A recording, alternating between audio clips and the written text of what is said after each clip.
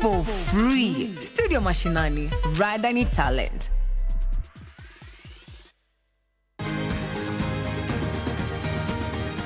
Thank you for joining us on Healthy Living. Stay connected to Voice of America at voanews.com. A look at your kidneys and how they impact your health. And an expert discusses chronic kidney disease and how to protect yourself. And Ivorian psychologist Noor Bakayoko shares some insights on bullying and what can be done. It's important to avoid major events or major health crises. How do you know if your cough is due to a serious condition? We'll have some answers. Stay well and strive to make every day a healthy day.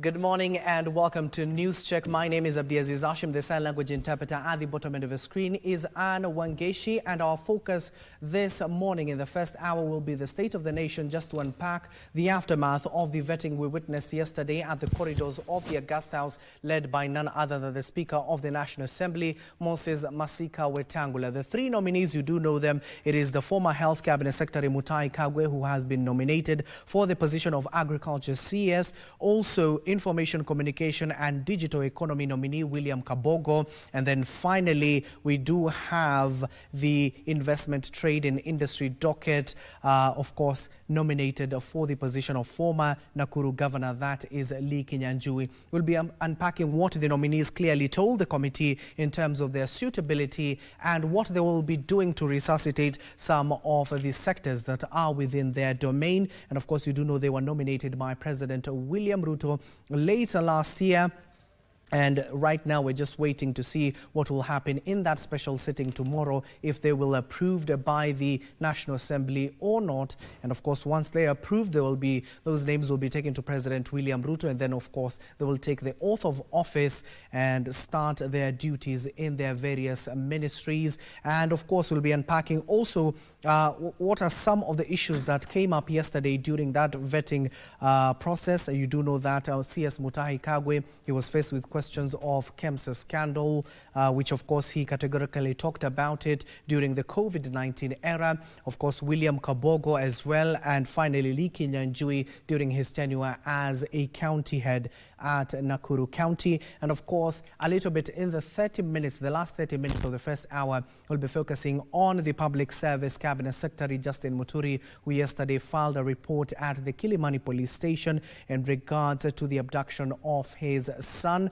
That will conclude our first hour. And in the second hour, we'll be focusing on the Kenya Union clinical officers who have vowed to down their tools if their demands are not met by their various county governments. Yesterday, they were in a meeting with the Council of Governors. They will tell us if those meetings were fruitful or not. Talk to us on our social media platforms at KBC Channel 1 and at Abdiaziz Hashim 2. Also, we'll be linking up with our various reporters who are currently across the country sourcing for various events, and as and when we get those events, we'll be sharing them with you. But before we get into our first discussion in regards to the vetting that we witnessed yesterday that lasted for 8 hours to be exact, let's listen to the nominees themselves in the story prepared by a very senior political parliamentary reporter, that is Kevin Washira.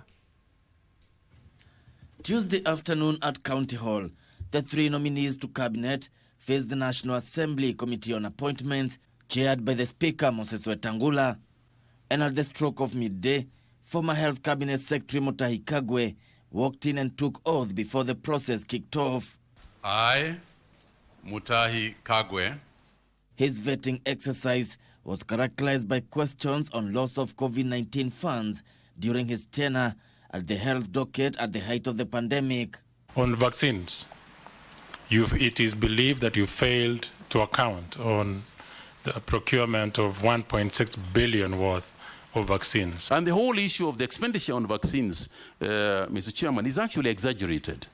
Because 90% of the vaccines that we actually use in Kenya were donated. Defended himself on the procurement processes. The negatives, I take responsibility. The positives, I give credit to the team that was working at the ministry. The Agriculture and Livestock CS nominee also pledged to transform the agriculture sector and make it lucrative to attract young people. If we are going to revive agriculture, the only way we are ever going to do it is when the farmer is profitable. On the controversy surrounding the vaccination of livestock, Kagwe pledged to work with experts to explain the benefits of the vaccine. The evidence I shall give before this committee. Former Kiambu Governor William Kabogo was next to be vetted a few minutes past 3 p.m. MPs queried him on his plan to deal with cyber attacks, misuse of social media platforms, tame incidences of data breaches, and enhance the digital economy. Cognizant of the fact that there is freedom of expression in Kenya, and we have to strike a balance so that the freedom of one is not used to infringe on the freedom of others. He was also grilled on his plans to ensure the state broadcaster KBC was profitable. I want to be the one who sorts KBC. If you put it in your house, people will want to watch because it's got the right content. Legislators would also ask him to shed light on allegations of being involved in an illegal drug trade and the circumstances surrounding the death of a university student, Mercy Kano, in which he was widely mentioned. And life was lost, but I sincerely and truly had nothing to do with it. Former Nakuru Governor Lee Kinyanjui was the last to be grilled a few minutes to 6 p.m. He was put to task to explain his plans for the investments, trade and industry docket amid concerns of collapsing local retail businesses. We must look at our education, what do we need, and where do we direct our young people. Kinyanjui was also on the spot to explain allegations of dumping street children in Embubut Forest during his tenure as governor. You remember this matter came up in the Senate? Yes. And Embubut Forest was said to be infested with hyenas and other dangerous wild animals, and some of those children were never found. Mr. Speaker, it is extremely wrong. I have used the word very advisedly, alleged. I also have many allegations about everybody else. So if it's about allegations, I think we can also come up with allegations. The committee now retreats to finalize its report, which will be tabled and discussed in a special sitting this Thursday. Gishoki Washira, Prime Edition. Well, that is the latest update from the corridors of justice. And let me inform you on what is happening today is that there will be a closed-door session. Of course, the members of the Fourth Estate were told not to attend that particular, given that it will be a closed-door session where the Speaker, as well as the various members of that appointing committee, will take a look at the suitability of the 3 nominees, and of course they will file a report in a special sitting that is tomorrow, and of course assess if they can be approved or not. But before I introduce my guests for the first hour, there is this particular morning the legal fraternity is mourning the loss of distinguished member who they have called a beacon of excellence. That is Judy Thongori SC, has been a monumental of legal prowess and exemplified all the qualities of a professional North Star. And of course, this is none other than the LSK president, that is Faith Odhiambo, talking about the late Judy. And of course, she states that clearly her noteworthy contribution to family law and human rights are timeless and continue to propagate a learning curve for many in the profession. The legacy she leaves behind will remain an indelible mark of her impact that lives among us. And also the Speaker of the National Assembly, Moses Masika Wetangula, has also written a statement to that effect on his Facebook page, and he states that clearly I rise with a heavy heart to join my colleagues in the legal fraternity and the nation at large in mourning the untimely demise of Senior Counsel Judy Thongori, a beacon of excellence in family law and unwavering advocate for women's rights. Senior Counsel Judy Thongori distinguished herself as a trailblazer in the practice of family law, dedicating her career not only to advancing the jurisprudence of a specialized field, but also nurturing the young advocates, particularly in navigating in the complexities of family law, is a legacy that will resonate for years to come. And of course, we'll duly inform you in our subsequent bulletins. Right now, if you're just joining us, the legal fraternity is mourning the death of Senior Counsel Judy Thongori. And of course, we'll inform you as and when we get more information. And of course, in the first hour, if you're just joining us right now, we'll be discussing the aftermath of the vetting, what the nominees told the Moses Masika Wetangula-led committee yesterday on their suitability in the various dockets that they have been assigned, from agriculture, trade, and then finally ICT. And of course, joining us this morning is none other than Oscar Omondi, political analyst. In just a few, Sami Melia, governance expert, will be joining us as well. And then finally, Arnold Maliba, a public policy analyst, will also be joining us. Let me get to the thought of Oscar. Oscar, good morning. Good morning, Abdi, and thanks for hosting me. Given that you followed the proceedings yesterday, I'm sure you followed them. Yes. Just give me your initial thoughts of the three nominees. Of these three nominees, these are not first-timers. Kabogo happened to have been member of parliament, I think in the Thongori constituency, happened to be the first governor of Kiambu County. So he has been in government and running government, big government positions. Being a governor is not easy, and they've been in that process all along. Muturi Kagwe was MP Mukurweini, was Minister for Information, Communication and Technology some other time after Raphael Tuju, and again was Minister for Health. And again, I think Muturi also was Senator Nyeri County. So he is an insider. He is somebody who has run different positions in government, including ministerial positions, when they were so powerful ministerial positions. By the time, like, for example, he was a minister during Mwai Kibaki's tenure in office. Now, these are not newcomers in government. Lee Kinyanjui was the second term, the second governor, Nakuru, and was also, I think, member of parliament for Nakuru town. Now, you see, he's been in parliament, he's been governor, he's now CS. So these are not newcomers, as opposed to the first nominees that the president listed after the Gen Z movement in June this year. And they have been there. And if you looked at the vetting that was going on, most of the questions were around their track record on positions that they've held before, not really focused on the position they're taking up.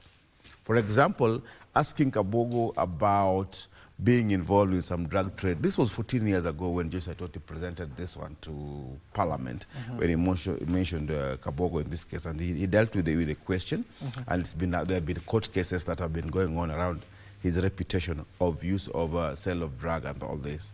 Again, Lee Kinyanjui, whatever is being asked about is mostly whatever he's been under his watch, Nakuru under his watch. Same to Muturi Kagwe. The big question that came was about this scandal at KEMSA, where I think 1.6 billion was 7.8 billion was perceived to have been lost. And again, he dealt with that question. So you see, most of the questions on the vetting is among these three. Is not the academic records, it's not about whatever they can deliver in these ministries, but whatever they did when they were given a chance there before. So I think the vetting was a bit different for this particular three, as opposed to the last vetting where we had people who were nominated. For example, the person who is in charge of information who left. These are people, there was a 34-year-old guy, I think he's still a minister or left, I don't know. But you realize that their vetting was about their profession. Their academic records, their profession, what they can do when given a chance, as opposed to these other three who are all people who've been in government and they've had these experiences, long duration of experience. Like for example, when Kabogo becomes the minister for Trade. MP. When George Duo dies and he runs and becomes MP for Thongori. This is long time. I think 2010. No, before 2010. Before 2010, even before we had a new constitution, is a guy who has been in public domain, public sphere, doing governance at different levels, right?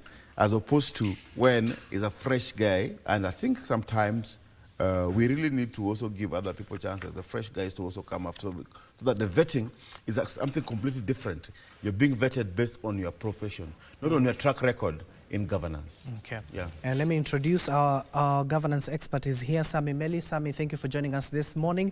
I'm sure you're following the proceedings yesterday. What can you tell us about the three nominees? Good morning. Good morning. Thank you very much.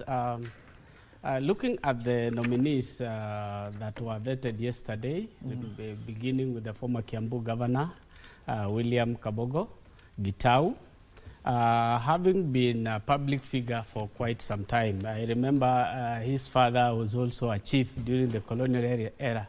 So this is a person who has been in leadership for quite some time.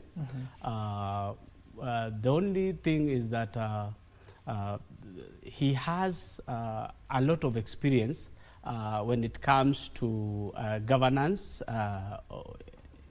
for the people of Kiambu and the larger Republic of Kenya, having been a member of parliament before, as Oscar had said. And we are expecting much from him. Looking at the in-depth analysis that he had done, you could see he was answering questions like somebody who had done his research well. Therefore, we don't expect Bwana Kabogo to fail in that ministry. Muturi Kagwe, being health minister during the COVID period, steered the country from a disaster. And we had a safe landing, that we had few casualties. We could remember the eateries he was talking about. We could remember the terms, the quotes he used to give us and the warnings he used to give us, and we adhered to them. The lockdown of the country. Muturi Kagwe would deliver, but I don't know his expertise in agriculture. I was expecting him to go back to the health docket, because that is where he seemed to have a lot of know-how, technical know-how. Number two, he's a team player. You could remember he gave chances to his PSS, to the head of Cambridge to address the nation at some point. He would allow experts to advise us on the way forward, rather than being the person who becomes a Mr. Know-it-all. So, and even at some point inviting the president to talk to the nation, even the president would give us statistics at some point. So I'm expecting Muturi Kagwe to work with the people in the Ministry of Agriculture and Livestock to help farmers make a living out of agriculture, rather than making it a hobby. At the moment, we want to see Kilimo Biashara being more enhanced in the country. I am expecting the people of my home county, Trans Nzoia, to smile when they sell their maize, their milk. I'm expecting that minister to come up with the new policies or implement the existing policies and make sure the Agricultural Finance Corporation comes fully into place. The Kenya Farmers Association should also become as the way it was in the 80s and the 90s. We are also expecting the seeds. Nowadays we are fraudulent seed sellers. You buy seeds having been labeled Kenya Seed Company Limited, only to find that it doesn't belong to Kenya Seed, because there are cartels in that sector, and the farmers are hurting. Because if you are doing 1,000 acres or 100 acres and you buy fake seeds and you get a low yield, at the end of the day, you make losses. And that is what I am expecting the minister to deal with. We are expecting him to make sure that the extension officers that are there in our villages, in our wards, in our constituencies, to work very hard to make sure that the farmers get to know the new technologies that are in the market. I remember farmers are still using the 1968 tractors in their farms and tilling the land such that even the soil has clogged to the extent. So I'm expecting him, the way he taught us in health, we could remember to wash our hands. Even whenever you wanted to eat an orange or a fruit in the market, you remember Muturi Kagwe. So I'm expecting him to dominate that sector the way he did in health and make sure that the farmers get benefits for their work. Looking at the other CS nominee, Bwana Lee Kinyanjui, having been the governor of Nakuru County, he had his own flaws, but at the end of the day, I don't expect that he will come below the bar he set in Nakuru. So at the same time, you know, we have technocrats in the ministry. The only thing is to provide leadership, because that is what they are bringing in place, but the technocrats are there. So I'm expecting him to work with the technocrats in the ministry to ensure that the Data Protection Act is fully implemented, that Kenyans' details that are there in our data bank is protected. But that is for the ICT. Oh, sorry. Yes. Lee Kinyanjui is for trade. For trade. Sorry. Yes. He's picking up from where Moses Kuria was, isn't it? Sorry. That was a mishap. So I'm expecting him to promote trade of this country. As America is inaugurating the new president next week, I'm expecting him to do a lot of trade fairs in America to encourage investors to come into this country. The president is now outside the country. He was in the United Arab Emirates, where he signed several treaties and on investment. You know, sometimes the president signs some things and nobody does a follow-up. These things have to be followed up, and therefore Honorable Lee Kinyanjui should be able to fast track on any trade relations that we have with foreign countries. The AGOA treaty we have with America is fast tracked.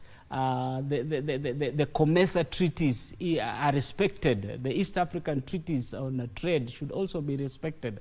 Otherwise, the leadership is what is missing in those sections, and therefore, if they bring the leadership that listens, the leadership that can reach out to technocrats, the leadership that is even able to fetch the Gen Z idea on what needs to be done in such ministries to move forward.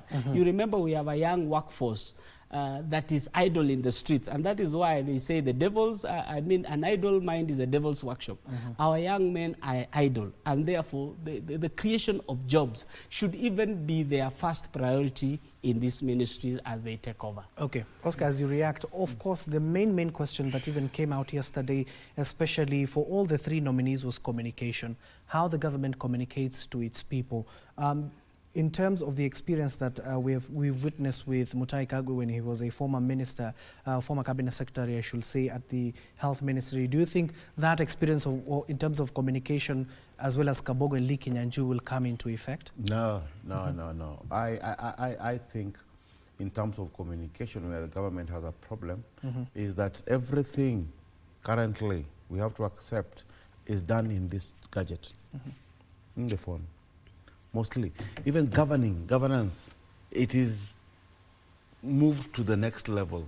So communication, which is a problem, is because most of the time, people in government today, or people in governance, still rely on traditional methods of communication.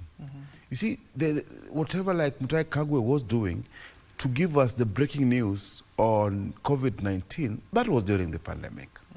But if it's running agriculture, for example, when government spends $4 billion on subsidies on fertilizer, you know, agriculture is the most, our country is mostly rely on agriculture.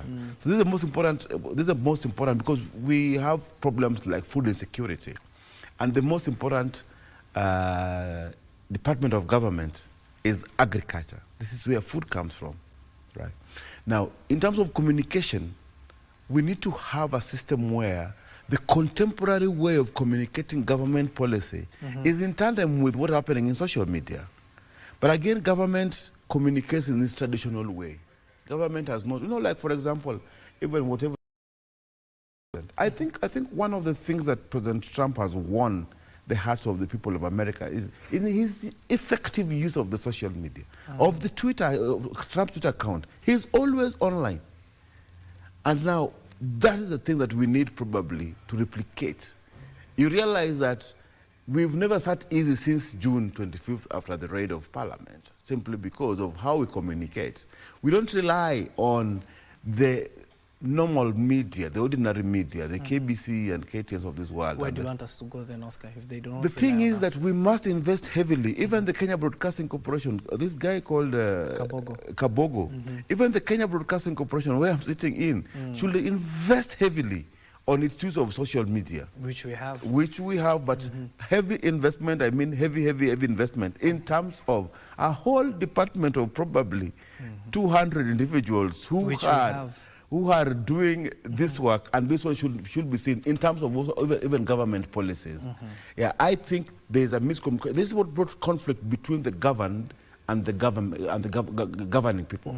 Is because there's a conflict of communication. And from what you say, that in the vetting process, that question arose because there's a feeling that probably the government is doing so much and people don't know. Not only the national government, even the problem with governors. Governors are spending big monies, doing big things, but nobody knows because some other narratives carries the day, which sometimes mostly they are petty issues, but again, what happens in social media, that real things, if you post something, Abdi, which is a content-based issue, people might not even like it, people might not even share it. But when you post something to do with relationship matters or sexuality of an influencer somewhere, it goes viral very fast. That is the biggest problem. But for these things to even go viral, the government policies is very, very difficult because real issues like subsidy in fertilizer is a real issue. But people who actually use those things, people like for the farmers, do they have time to go to social media and check some of these things? They don't have, because they're busy in their farms. But these people who are influencers and what have you, probably, I don't know, but I would suggest that probably you try to influence them to come and also sell government policies because the truth of the matter that they influence positions of the people. Okay. That one, I think, in terms of communication, we need a different strategy of how to do things so that we are able to know and see what government is doing. Okay. Sam, as you respond to Oscar, Oscar has raised a pertinent question when it comes to social media, where in that particular age, it's no longer you have to wait for old-fashioned or old sources of media outlets to inform. Right now, news breaks on social media, and even before it reaches our news decks, sometimes that is. But you see, for the Information, Communication and Digital Economy nominee, William Kabogo, of course, yesterday faced a very tough question in terms of his strategy to curb social media misuse to tarnish the reputation of Kenyans and leaders alike in the country. Social media is the new media. That is what we are going, that is what is now. The government itself should embrace social media as a form of communication. You know, these gadgets are sold all over. The smartphones are sold all over, and they are widespread all over the country. People no longer sit to watch sets, TV sets. They now programs on their phones.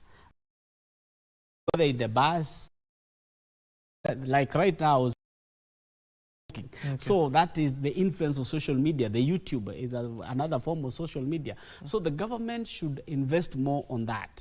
Just like the other day, I heard that the government owes Kenya Broadcasting Corporation 6 billion. 6 billion can transform this place into another paradise. There is no other media outlet that will beat KBC if that 6 billion was released here. And a serious strategy on how to go live on social media platforms. The digital part of the mass media, the traditional media, the social platforms should be vibrant. The government itself, even the president is on social media and he communicates there. Therefore, farmers should be put in social media. If there is a group of business people, should be communicated through those social media platforms, because now you can learn farming techniques that are going on in Israel or in the Netherlands or in Australia or wherever, you know, the world has become a global village in itself. So communication reaches so many places at a very fast rate nowadays than before. Gone are the days when we used to wait for 1 o'clock news and we tune in to see who has been fired, who has been hired. Now, even appointment from State House reach social media even before they reach the main media houses. And therefore, we should invest more on the media platforms that are there on social media. At the same time, use social media responsibly. Social media can also be harmful. When YouTube and Facebook were introduced, in a country in Europe, actually it's Eurasia, this is a country called Turkey. Social media was used almost to overthrow the government, and the government took tough measures on the use of social media. You can't log into any Google platform or any platform website without your ID. So it will be easy to trace who has come up with this idea. Log in, even with VPN from America, from wherever, and now we become a banana republic where anybody disseminates any information from anywhere. We have seen graphic images of accidents, for example, being shared even before the family receives the news of the demise of they find it first on social media. And that is a very bad, a barbaric way of disseminating information. There should be, the Communication Authority of Kenya should be able to come up with a framework on how these media should be used, because at the end of the day, we might overuse it, and at the end of the day, we destroy our own country and we become refugees in other countries where they have taken care of their country. I am not saying we encourage dictatorship. No. We encourage rights with responsibilities. You have a right to information, but you have also a responsibility to make sure that you don't share an information that I have, so and so has passed on, even before the family is informed. Certain things happen on social media, and this becomes social media misuse. Okay. As you respond, Oscar, talk to us about some of the intrigue we witnessed yesterday, given that you do know the major task that awaits the Agriculture CS nominee Muturi Kagwe will be the vaccination drive that the government is set to kick off in various parts of the country. When he was asked by the Speaker of the National Assembly, how would you talk to the farmers, or how would you gauge them to ensure at the end of the day their cattle is vaccinated, or goats or camels are vaccinated voluntarily? That one, I don't think there's a problem of vaccination. I think it's just a problem of communication again. How it is communicated to the people, how it's broken down to the people. If you see what happens, for example, in a project management. In a project management, there is a way, before you do any project, you must make sure that the project is user-friendly.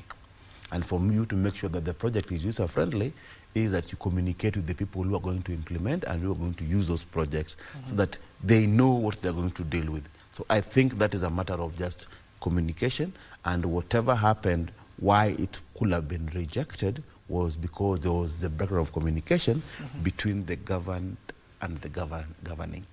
Now, issue to do with, I think you asked Meli some very good question about Kabogo being asked misuse of social media. This is something that we are grappling with at the moment on how social media has been used. I am a student and a teacher of, my research was on terrorism and countering violent extremism.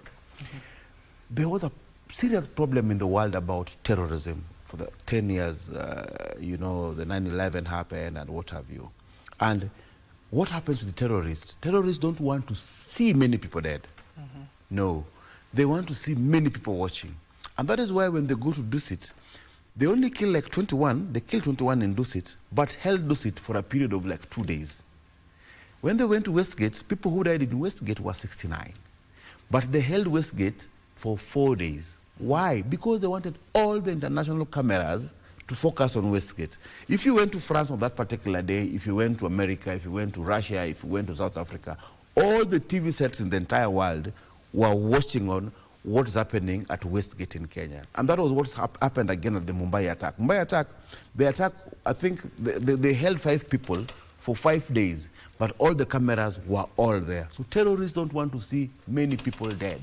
Terrorists want to see many people watching. These social influencers, like for example, the people who share these bad images on social media, these people are doing something like called clout chasing. So they're also interested in many people watching. So they will share the most absurd photos and what have you at the expense of many people watching. So if you arrest one of them, they feel now they've achieved, they are heroes. Or if you go down on them, like arresting them or doing the abduction, which I don't know if it's really happening. But that is what they want to achieve. They want to see many people watching. It's called clout chasing. Somebody says that somebody divorcing or something like this and blah, blah, blah. So they bring their story because they want to sell some movie or something. They want to sell something over a period of time. That is clout chasing. It's the same idea, the same strategy with terrorists when they hold a place like Dusit for 10 days because they want to see many people watching, not many people dying. So in your view, should social media be regulated when Kabogo comes in? Not really regulated. Just have a counter narrative or ignore completely. How did we deal with violent extremism, for example? Because they were really looking for many people watching.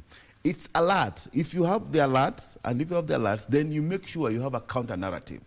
So you do what they're doing, but you have a counter narrative to counter everything that is unprofessional. Because at the end of the day, countering them violently, for example, will not be able to achieve a lot.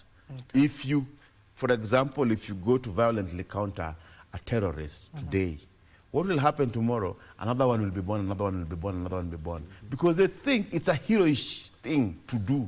And that is why, even in the Gen Zs, they're fighting for spaces because what they want to do, they want to do something big so that they get arrested and say, I'm in Luanda and I went for, the entire nation is watching at this gentleman. That is what he wants to achieve at the end of the day. Because what was he interested in doing? In clout chasing. And now he has achieved it. So I think we need to change strategy on how to deal with it. And that is why I think we need to have a counter narrative to whatever is doing and invest heavily on the same social media so that we have people who are selling content on the same platform competing with people who are selling petty issues and issues that are holding at ransom and dramatizing at the end of the day at the expense of our economy, at the expense of our health, at the expense of our education, at the expense of our agriculture. Okay.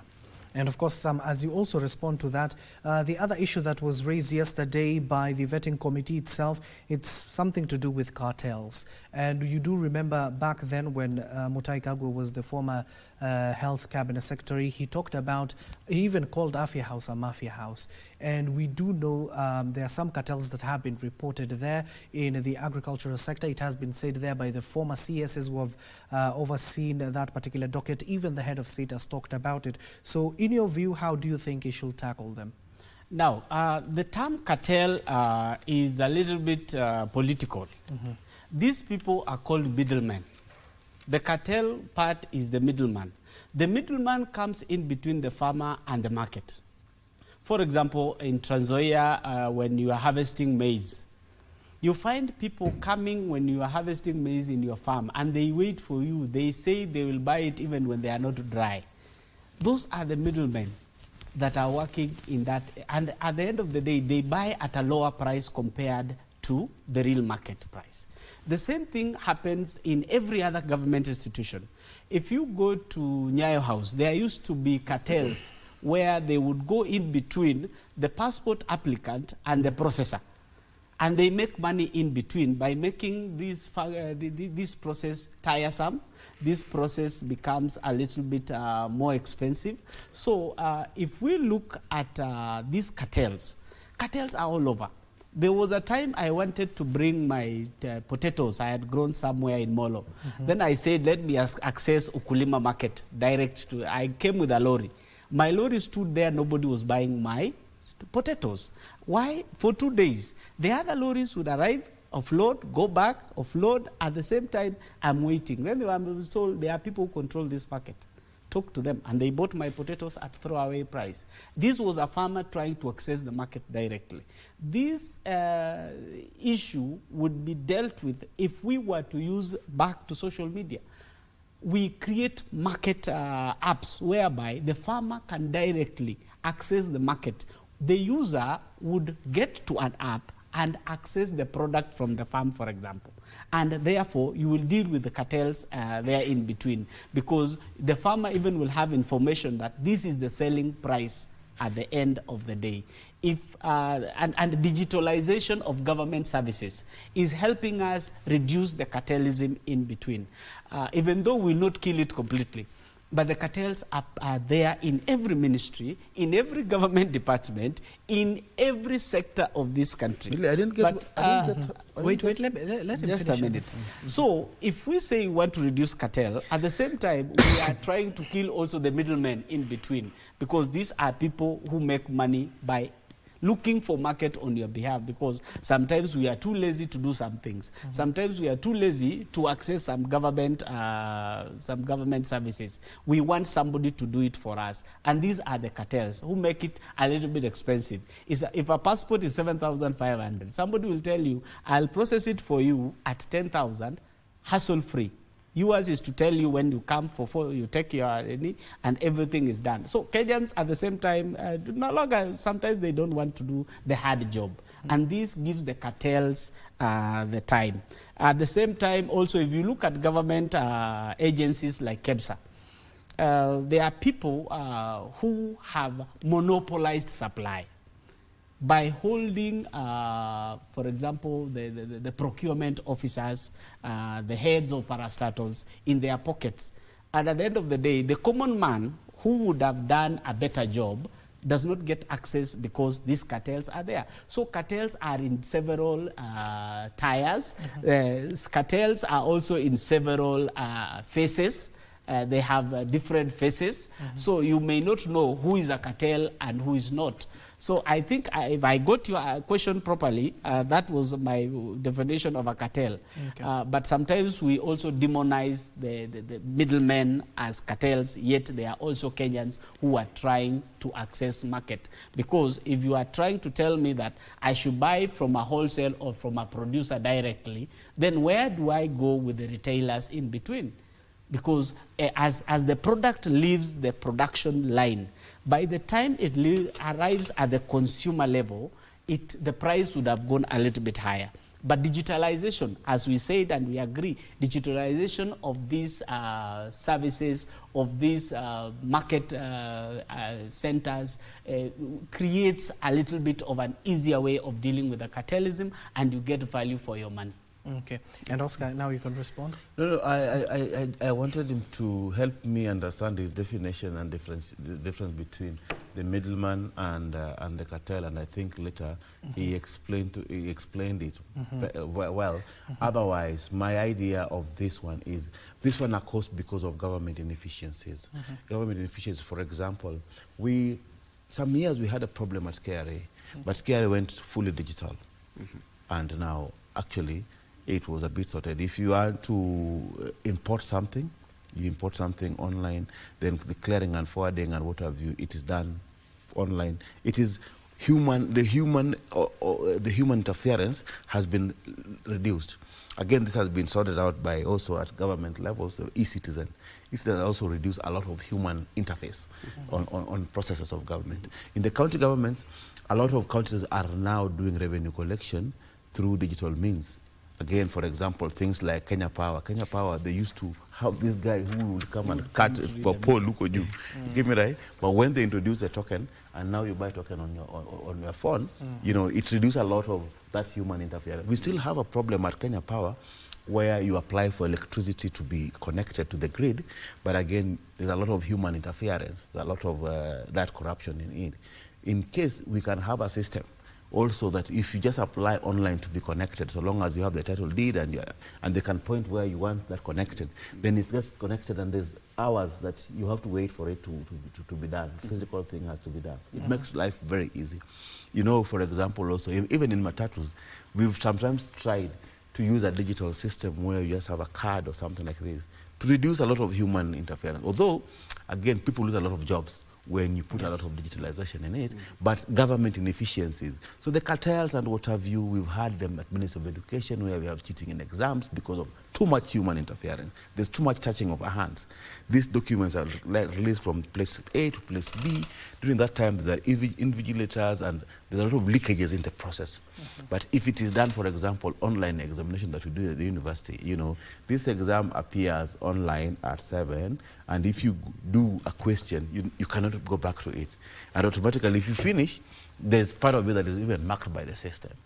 You know, there's very little human interference in the process. And this government inefficiencies, or what it calls as cartel or middlemen now, is because of lack of proper system and structures that are put in place to do for us. But we are doing very well as a nation. We are doing very well because I've told you, even we've cascaded it to the county governments. Ministry of Land, we used to have a lot of problems. Yes. But digitalization of these ones have really helped so much. You apply for your title, you can always get online and see, is this processed and what have you. So I think that one will solve the problems that we are, but we are doing very well, I think so. And of course, the update, if you're just joining us, it will be the clerks yesterday were directed by the Speaker of the National Assembly, that is Moses Wetangula, just to write a small report that they will consider during a closed-door meeting that is set to happen in the afternoon. And then afterwards, that particular report will be tabled during a special sitting on a Thursday, which will be tomorrow. And of course, they will discuss other matters in that particular issues that are being raised in the country. But this will be given prominence in terms of approving all the 3 cabinet secretary nominees. Gentlemen, I want to get your predictions, given that, of course, members of the Fourth Estate were told it's a closed-door session, we cannot attend it. Kindly, let me give me your predictions. The prediction of this cabinet secretaries? Yes, I think given that the closed-door meeting is today, and of course they will consider their suitability. I think all of them will be given those positions. You know, the last vetting, this one person didn't pass, but her case was a bit not very good. When you watched her and her demeanor, and it was just too much for her. I think they. I told the appointing officer that there was a problem in the system. For these other 3 guys, I've told you these are not newcomers. Yes, these are people who have been in politics and they know how to defend the word, the spoken word. They know how to defend themselves in the spoken word, as opposed even to the written word. So I think they put their defense very well, and I think they will be appointed by this committee. Your predictions? Yeah, I have the same projection as Oscar. That these nominees are not new dogs. They are the old dogs, and they know every bush. And if you look at the way they were answering their questions, at the same time, even the way they relate with the members of parliament, because they are peers actually. Majority of them, actually all of them were members of parliament before. So you would see that they are not new monkeys in this bush. They are the old ones that know the forest. My only problem is the age at which government, senior government officers are appointed. Seriously? With the job, unemployment in the country, we still employ 63-year-olds. In fact, almost all of them, except Liki Nyanjui, is above 60. So it tells more about where our government is focused. But looking at the legislature for the last actually 3 years, they have rubber-stamped almost everything the executive has given. So I'm not expecting Kabogo to fail, I'm not expecting Muturi Kagwe to fail, and I'm not expecting Lee Kinyanjui to fail, because these are people who have been there. Lee Kinyanjui has even been an assistant minister at some point. So he knows the corners and all the nooks and crannies of this government. Otherwise, if there was anyone younger, I would have seconded them, even with an inexperience in governance. But having them, they are just the same people who have led us before, I hope they have something new to bring on board. But I know Mutahi Kagwe and Kabogo are reformists, so I'm expecting a lot of reforms. Okay, Oscar, as you respond, let me just mention the net worth of all the nominees yesterday. Mutahi Kagwe clearly stated he's worth 842 million shillings. We have William Kabogo, who's worth 3 billion shillings. And finally, Lee Kinyanjui, over 470 million Kenya shillings. So in this matter, Oscar, have they gone for experience? Again, whatever is there, apart from experience, these are politicians being introduced into cabinet. Secondly, these are politicians, all of them from central Kenya. Again, all of them are coming from the same tribe, the three of them. And you know what was happening in the replacement of Gachagua, the void that was in. I think partly the president is also trying to play politics here by bringing in, again, apart from that, you remember this guy called Kabogo. Kabogo is a party leader of a party called Tujibebe Party, right? These other guys are Jubilee. And you know, this one happened after a meeting between, a long awaited meeting between President Uhuru Kenyatta and former President Uhuru Kenyatta at his home in Gatundu. Then after 1 week or so, this appointment happened.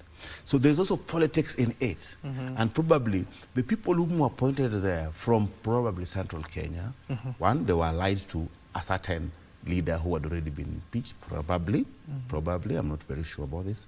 Secondly, these guys are not just going to do the CS work, but also play politics. I think so. And again, we do know cabinet secretaries are not supposed to be playing politics. But you know very well, even the two or the three who've been appointed from ODM, this is Joho, Wandai, and Badi. We've seen them participate in political ideas, one, two, or three. So this ones also will fill that gap. And I promise you, look at them next week being appointed, you will see them on political platforms. Okay. Sami, do you read any political undertones in these appointments? Of course, the president is trying to a little bit bring the mountain under control, because already they ran out of control. In as much as you appoint, especially the CSS, you also appoint basing on your political future. You said that the CSS are not supposed to politic. But you have seen even the ones who are on the seat were politicking just the other day. So it's nothing new. These are politicians who have been brought on board. First, I can imagine how big Gachagua's shoe was to fill with another 6 people to come and neutralize that foot, that shoe that has been left by Gachagua. So it is political, at the same time it's strategic for 2027, bringing these people on board. And when you see that league, actually this entire league was, except for Kabogo, the others were against William Ruto's election. And Kafogo the other day said he resigned from being the leader of Tujibebe Party, which I'm yet to see his resignation letter. They are playing politics, and the president, being a politician, must also play into this politics and looking into the future of who will help him marshal. If you look at Lee Kinyanjui, will handle Nakuru County politics when it comes to 2027. If you look at Kabogo, will have to handle the Kiambu politics, and Mutahi Kagwe will handle the Nyeri politics. So it is something that the president is strategic in what he's doing, at the same time bringing their expertise in governance again to help him steer the country forward. Gentlemen, let me take a few your final remarks on this particular topic before we move to the other topic in the second hour. Let me start with you, Oscar. On this topic itself, your final remarks. I think this vetting, these new leaders that are brought in yesterday, bringing in politicians into cabinet means a lot for political machinations coming 2027. I'm seeing a big coalition. Okay. I'm seeing a big coalition where Tujibebe Party will be part of the coalition, where Mutahi Kagwe and the rest will be part of the coalition. Kabogo will be part of the coalition to deal with Kiambu and Wandai and Badi and all these guys, and Joho in Mombasa. I think the president is building a big machine with the old schooled politicians. It will be good for him to capture probably the rural setup, but he has to do something with the urban population, because most of the revolutions have happened in the last 20 years, Arab Spring and what have you, and the Gen Z's movement here, mostly it's about the urban, the young in the urban, who bring up this noise and what have you. So I think he now needs to move again and capture the urban, because these are old-schooled politicians who've been there, people have known them. They know the tricks, they know the strategies, but again, if he mixes that big coalition is trying to build and get in even younger politicians into it, it will be a plus for him, because now again, what is happening for 2027 is managing politics. It's different from managing the economy. The managing the economy is completely a different thing, but again, you have to also manage what? Manage politics. So I think he's building a big coalition in readiness for 2027, and he's trying to recover from where he lost from his big vote basket, that his big constituency that he got that he used in 2022. I think so. I think that is my... Okay, Sami? Yes, I want to agree with Oscar, at the same time agree with Mwalimu Dennis Kipchirchir from West Pokot. He's telling me that actually the president is managing politics of 2027, at the same time playing survival politics. Having been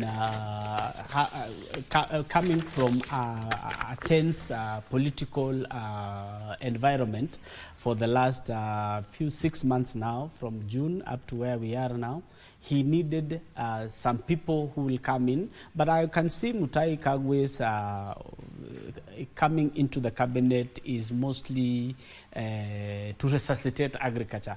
I think Mutahi Kagwe is somebody who can build something that is already in turmoil.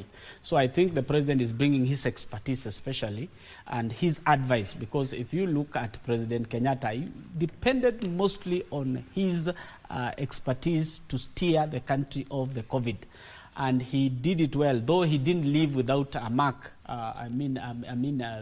Some allegations of vaccine disappearing or misappropriation of funds. I think that's a common thing to every leadership in this country nowadays.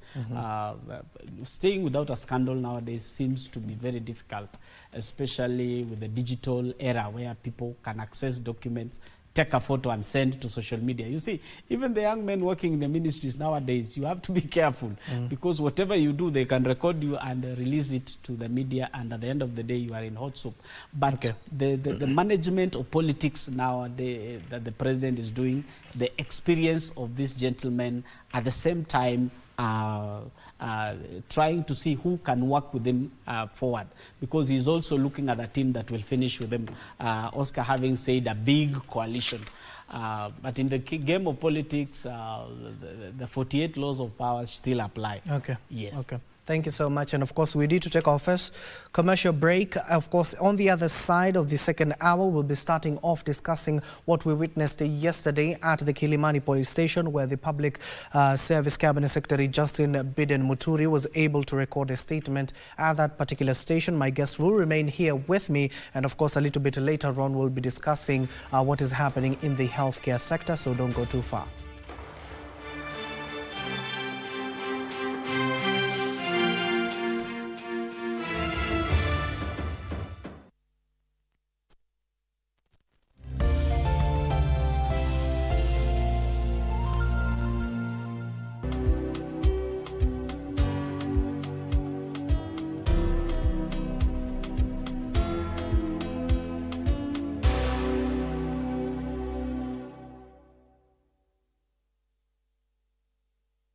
Wiki hii kwenye mkulima tumekita mizizi hapa JKUAT kitengo cha food science na kukuandalia mapochopocho. Tunataka tu add value, ndio hizo vitu ziweze mkulima pia aweze kupata dhamana ya zile vitu ya zile mazao ambayo anakusa shambani.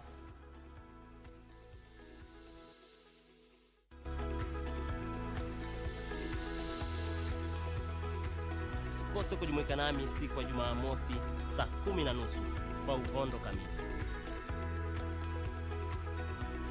Are you a talented artist? Or are you passionate about a topic you want to discuss? But money can be very hard to find for an upcoming artist. Don't Don't worry, Studio Mashinani has got your back. Sign up on ajira.co.ke to book a session with our music and video producers across the country. Work on your music, jingles, spoken words, and even podcasts to realize your dream. All for free. Studio Mashinani, Radani Talent. يا حي لا يموت بدعي بصوت وسكون Barakatun nika aisaru hunna mihna.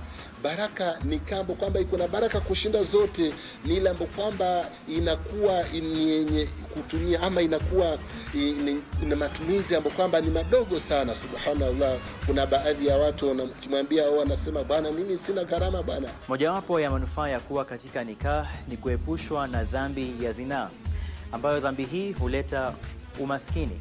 Dhambi hii pia huleta ufukara na pia huweza kuleta ugonjwa ama magonjwa yasiyoweza kutibika na magonjwa ya aibu.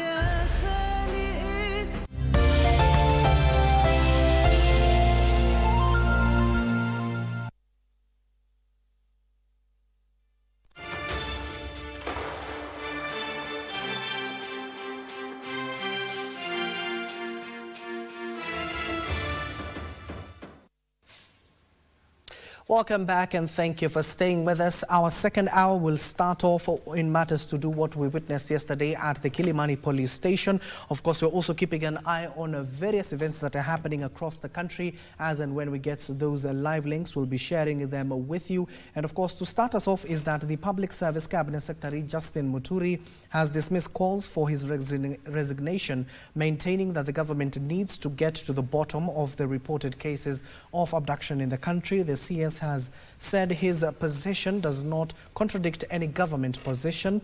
He spoke after he recorded a statement with the Directorate of Criminal Investigations, DCI, at the Kilimani police station over last year's abduction and release of his son. Our very own George Jacob Kuria was able to go to the Kilimani police station yesterday and he filed this report. Kilimani police station in Nairobi.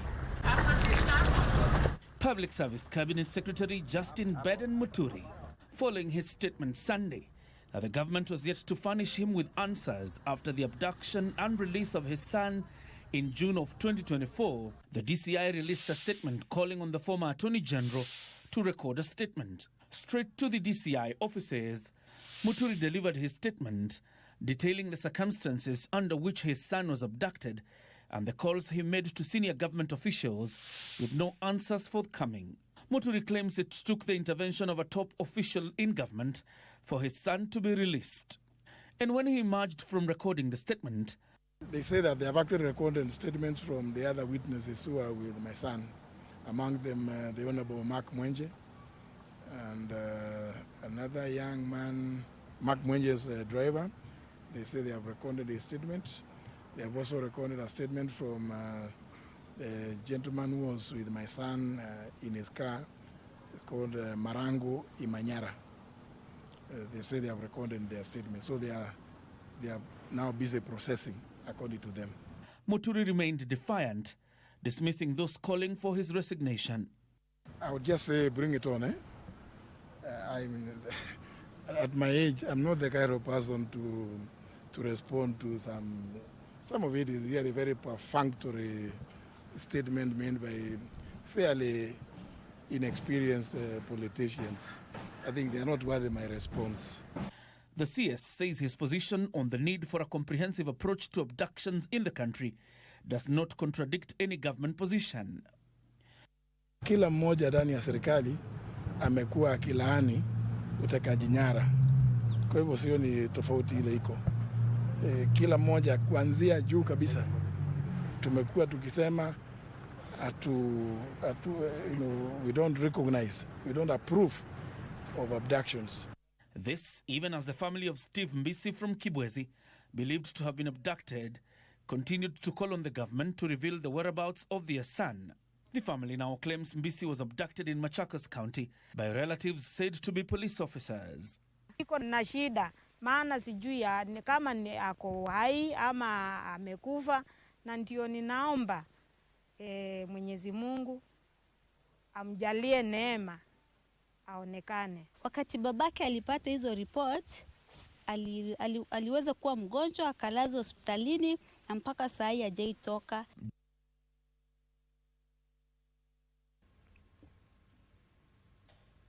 And of course, aside from the Public Service Cabinet Secretary Justin Muturi recording a statement with the DCI officers at the Kilimani Police Station, also the recent released Billy Mwangi as well as Bernard Kavulu were able to record a statement yesterday at the DCI headquarters. And of course, there were statements made there by the human rights organizations clearly stating that since June 2024, 85 people are still missing, and of course 25 that have been so far recorded have not arrived to their various homes or various places of work since then. And of course, we are still conversing with our guest here. Oscar, let me start with you.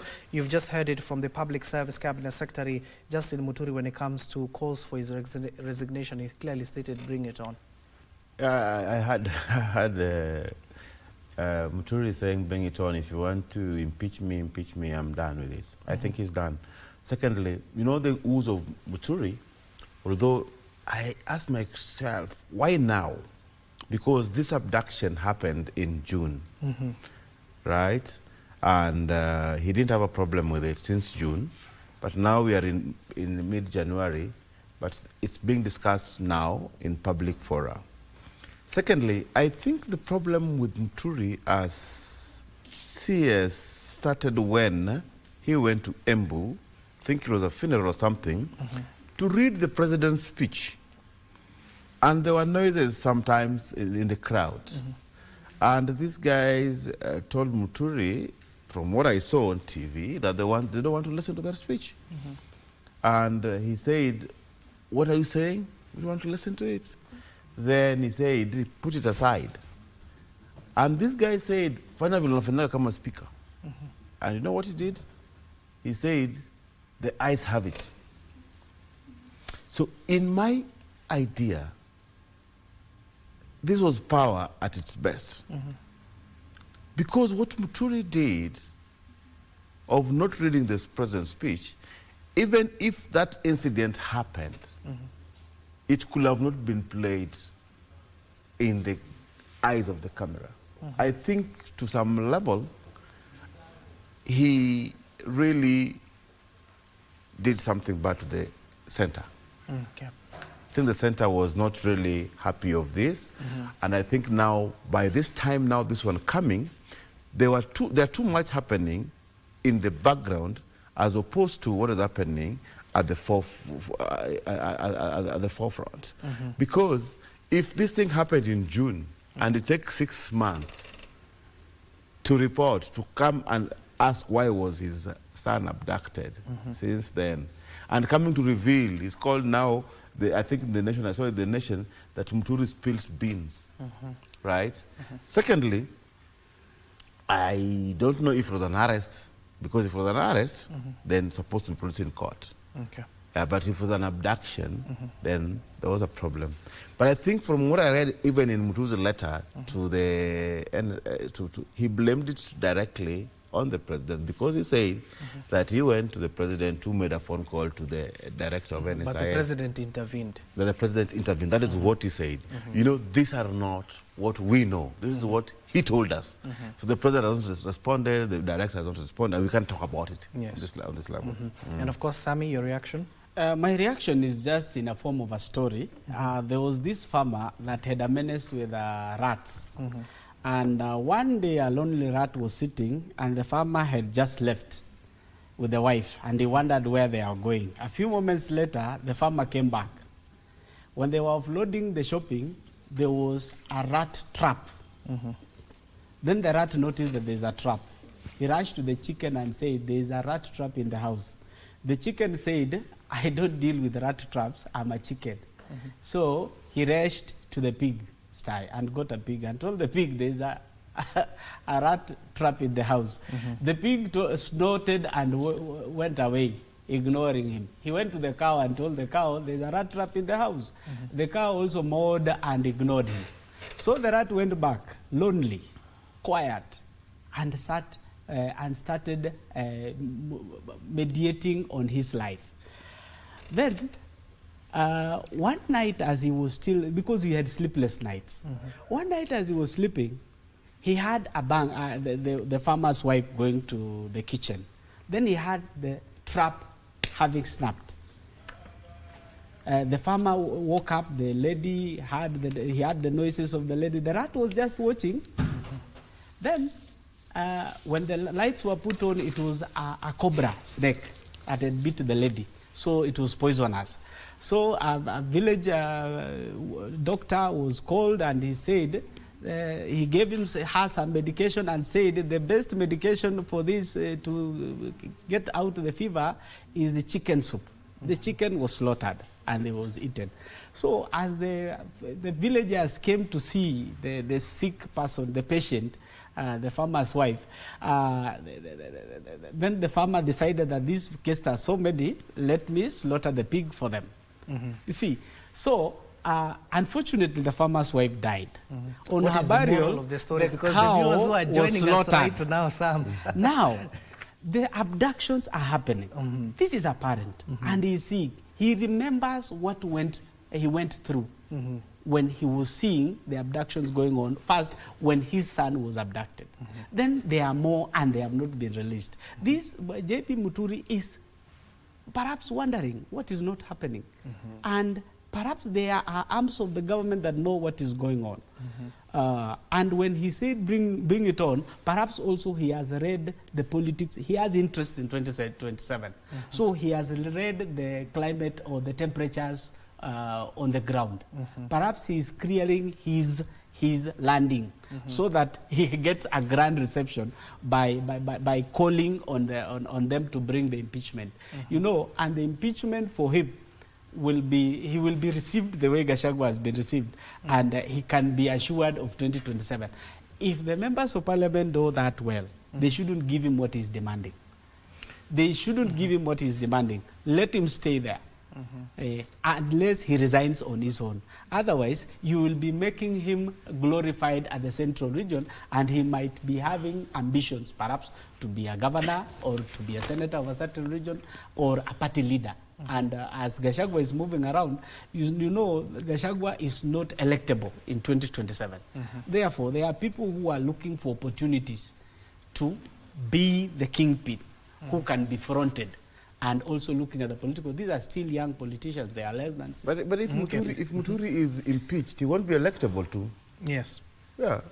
So if you go to decide that you want to go through impeachment, what is the business of going through the impeachment if after impeachment you won't be able to get elected? No. If you hold any public office, like no, if you hold any public wait, Sam. If you hold any public office and you go through impeachment and you get impeached, you won't be allowed to hold another public office for the period of 10 years.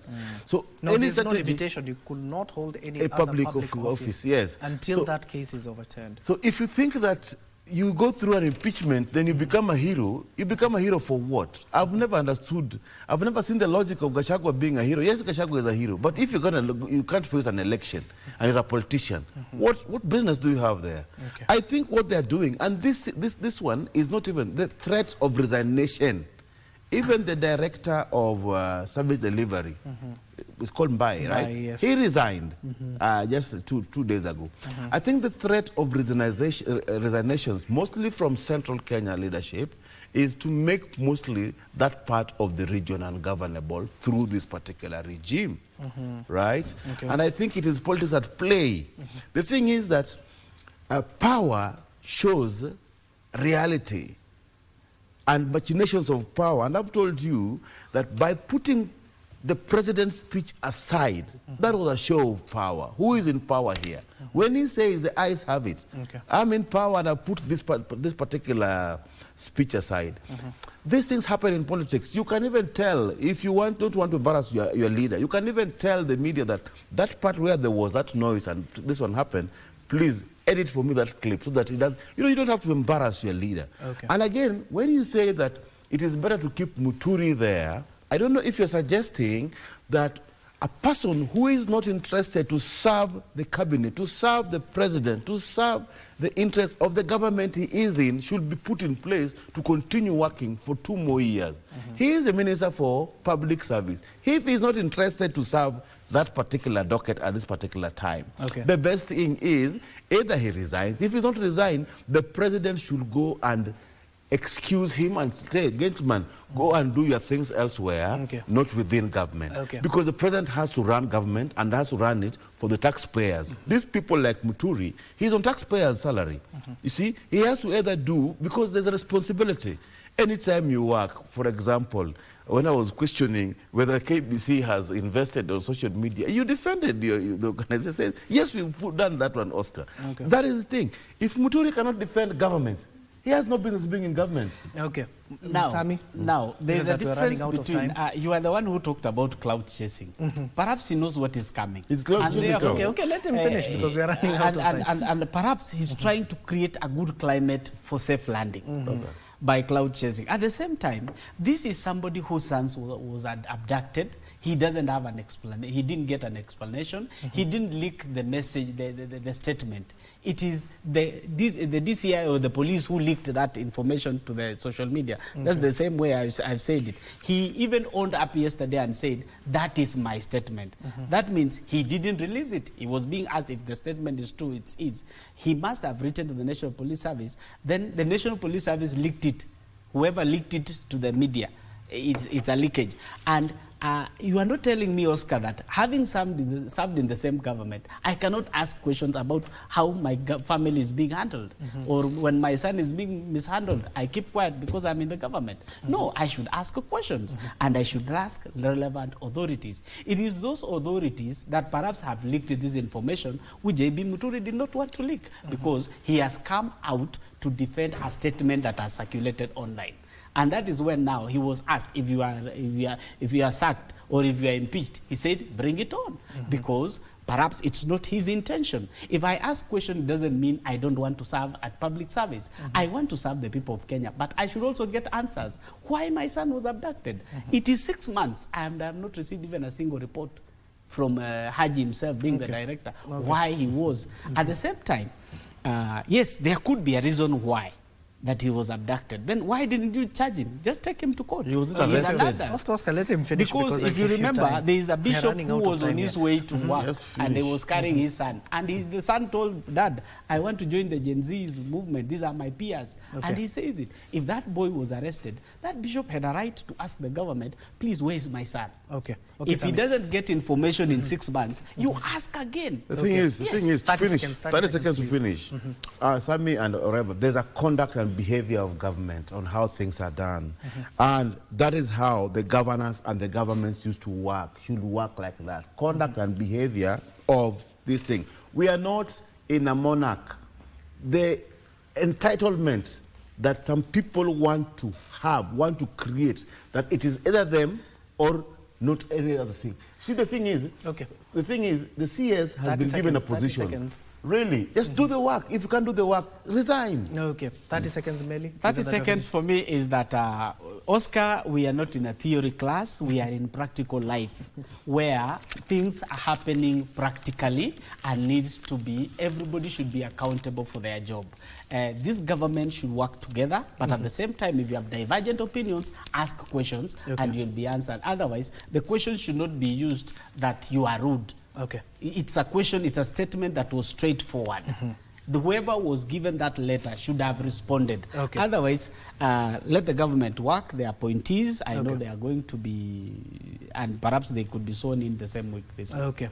Thank you so much. And we put a cap to that conversation. We'll continue until tomorrow. Oscar Omondi, political analyst, as well as Sami Meli, a governance expert. Thank you, gentlemen, for coming in. I know today it was a little bit heated, but of course, we're keeping an eye on these particular developments that are happening, especially in the political circles. We're waiting to see, given that we witnessed just the other day, Aldai Member of Parliament, that is Mary Keitani, as well as the South Mugirango Member of Parliament, Silvana Sosoro, threatening to bring an impeachment on the floor of the House if the Public Service Cabinet Secretary Justin Muturi does not apologize. And of course, all our eyes will be on that particular special sitting. That will be tomorrow on Thursday. We need to take a short commercial break, but when we come back, it will be all health matters, so don't go too far.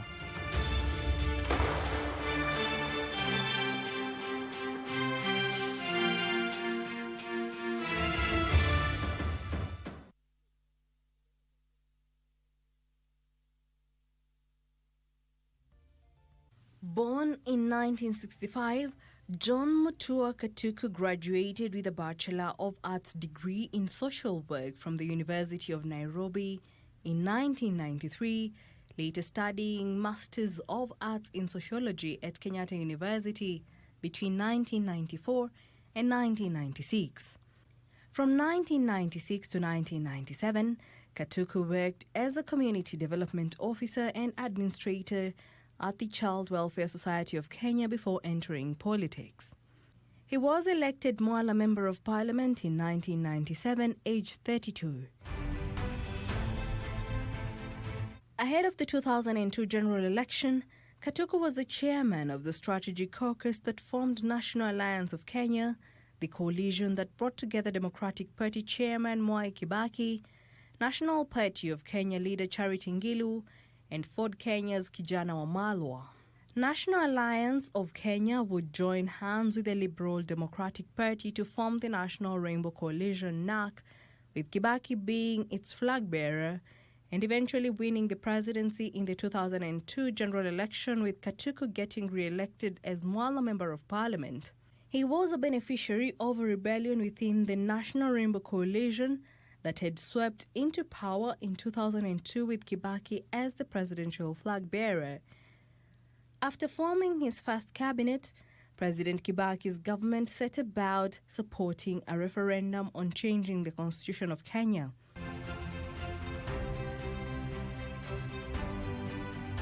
As a member of Ngilu's National Party of Kenya, Katuku supported the draft constitution. To achieve ethnic balance in the cabinet, he formed after sending all his referendum ministers home. President Kibaki had to pick one other minister besides Ngilu from Lower Eastern.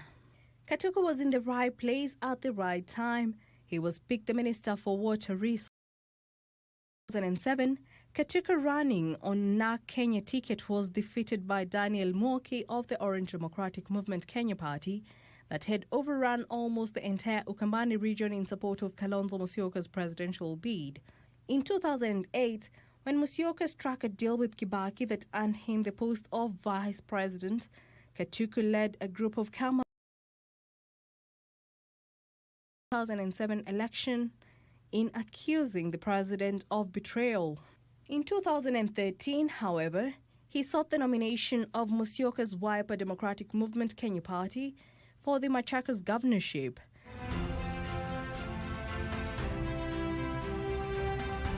He lost to Alfred Mutua. Katuku later joined Ndeti in decamping to Chama cha Uzalendo and contested the governor's seat as her running mate. Again, they lost to Mutua. In the 2017 general election, Katuku initially planned to try and recapture the Mwala seat, but changed his mind and formed the People's Trust Party to contest the Machakos Senate seat.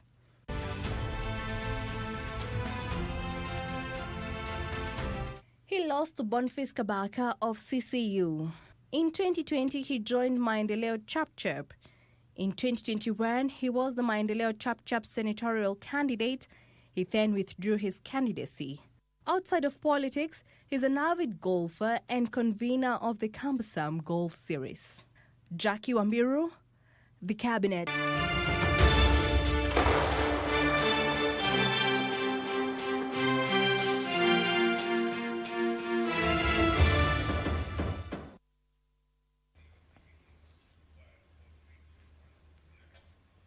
Welcome once more, and thank you for staying with us on this final leg of our news check today. And we want to focus on health matters. You do know that KUKO, as well as the Kenya National Union of Nurses, have threatened to down their tools if some of their demands are not met. And yesterday, the Kenya Union of Clinical Officers, KUKO, maintained that its strike is set for Sunday, January 19th, will proceed as planned. This is despite KUKO Secretary General, that is George Gibore, and Chairperson Peterson Washira meeting with the Council of Governors on Tuesday in a bid to avert a looming strike. The KUKO leaders insist that the government has 5 days to meet all their demands to avoid a paralysis in the health sector. A story was prepared by our very own Joseph Wahungu, who attended that particular session. Let's listen in now.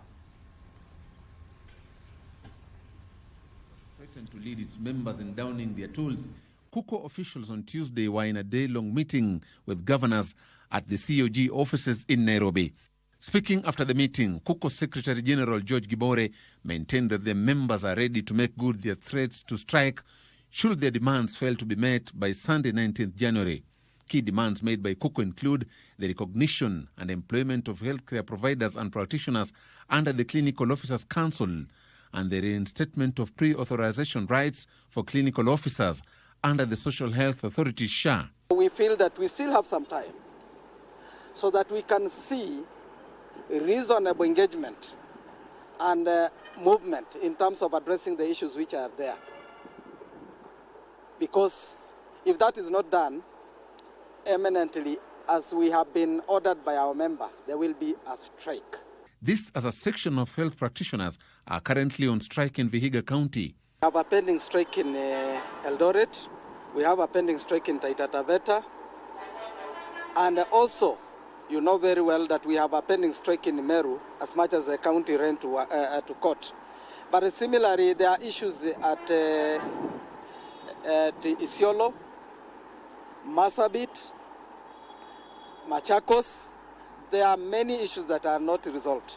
According to KUKO Chairperson Peterson Washira, governors have shown goodwill in resolving contentious issues, including the implementation of a return to work. As yet, there is nothing that has been resolved. So our position as the union still stands that until we are able to resolve these things, the strike is still on. Come 19th at midnight. Joseph Wahungu. Well, the 19th is not that far. It is just 4 days away. You've just heard from the Secretary General, that is George Gibore, clearly stating some of the devolved units that will be affected if the strike commences. That will be Eldoret, Taita Taveta, Meru, Isiolo, Marsabit, Machakos, that still have not resolved some of the issues that are being raised by the clinicians in the country. Now, joining us for this particular discussion is none other than Austin Oduor, the Deputy Secretary General of KUKO. Thank you, Austin, for joining us this morning.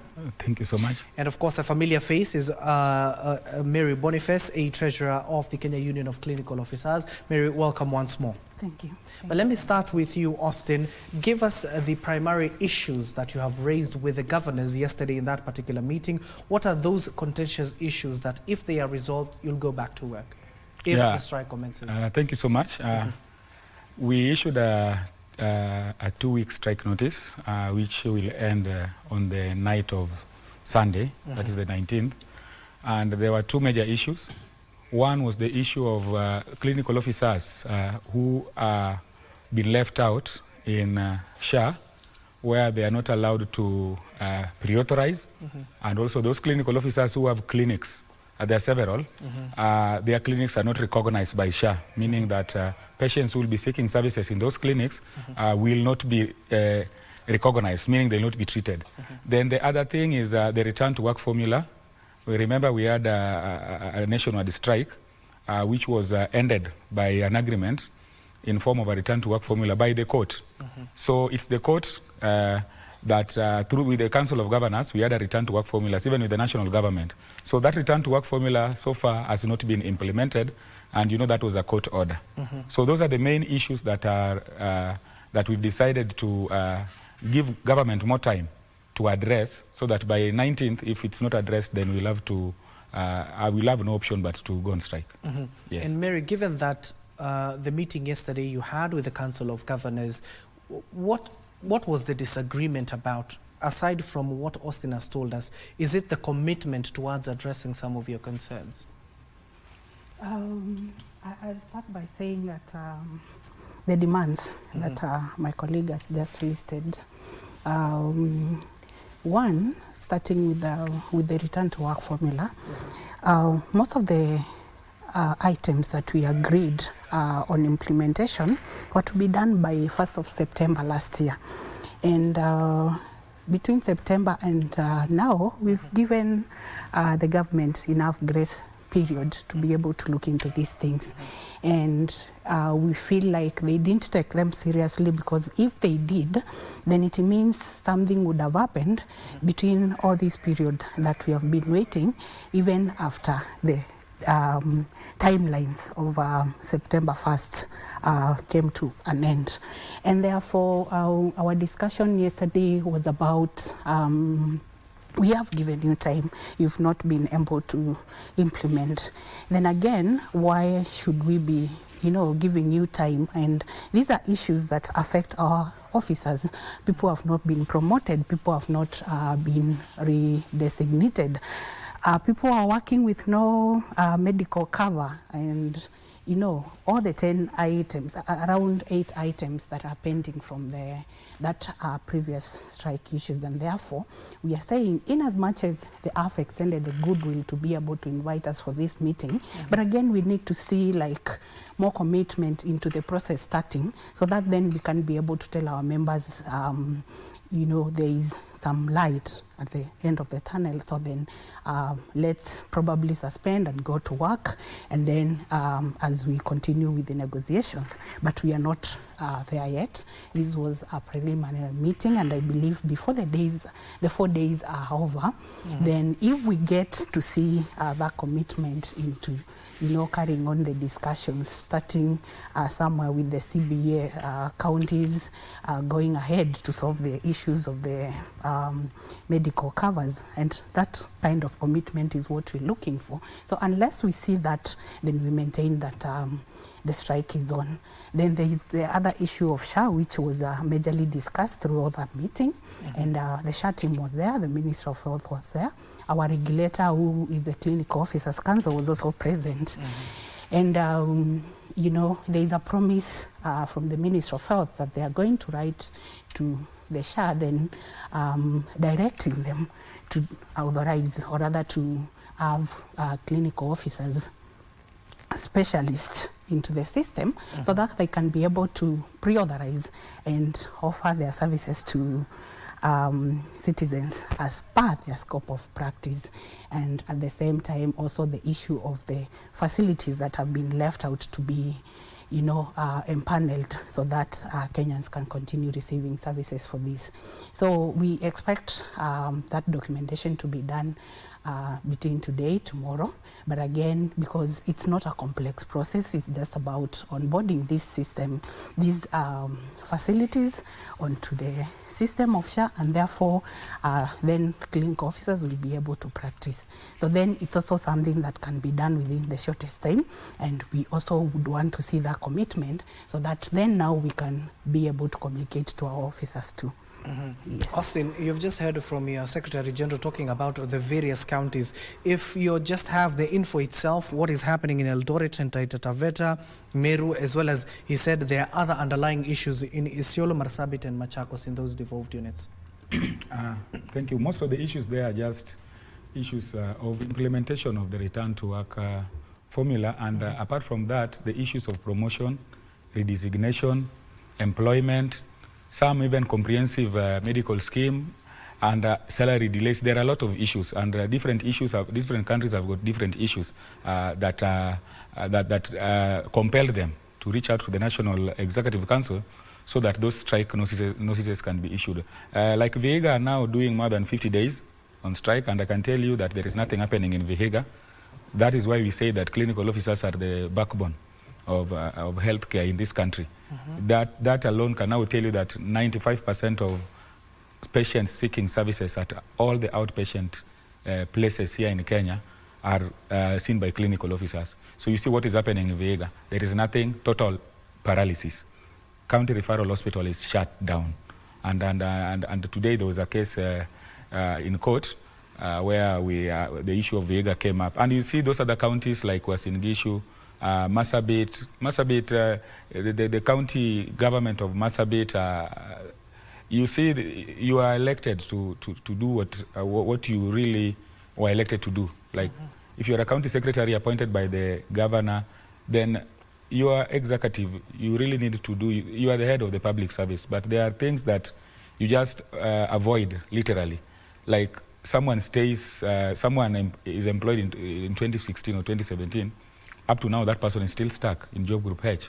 Yet now the new career guidelines for clinical officers will start at job group J. So someone who is employed today will be in job group J in the same county where you, who was employed giving services to wananchi 10 years ago, you're still stuck at job group H. So these things are county-based, yes, but they cut across.